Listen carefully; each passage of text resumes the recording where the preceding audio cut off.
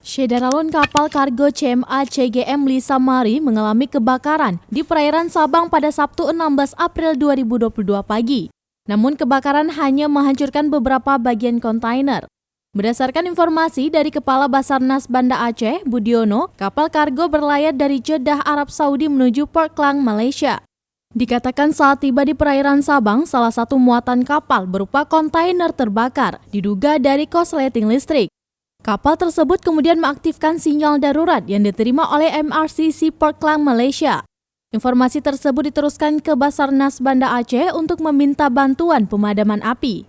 Syedaralun berikut laporan Aulia Prasetya, wartawan Serambi Indonesia di Sabang dalam program Live Update Aceh pada Senin 18 April 2022.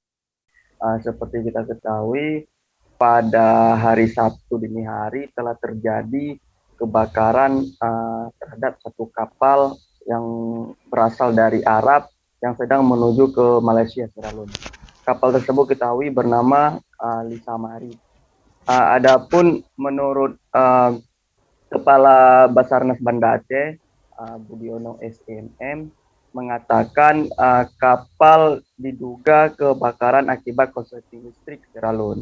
Adapun kondisi seluruh ABK kapal dalam keadaan aman dan selamat, dan juga kondisi kapal tidak menenggelamkan kapal ketika terjadi kebakaran, hanya menghancurkan beberapa bagian kontainer saja.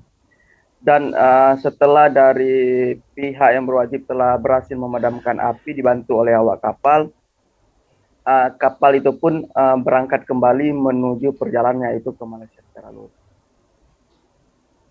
Ya, Aulia Prasetya, lalu bagaimana kronologis terjadinya kebakaran tersebut? Untuk pastinya memang tidak ada kepastian bagaimana terjadi, cuman diduga itu akibat korsleting listrik yang ada di salah satu kargo yang ada di bagian kontainer tersebut. Ya, lalu kapan tepatnya terjadi kebakaran tersebut?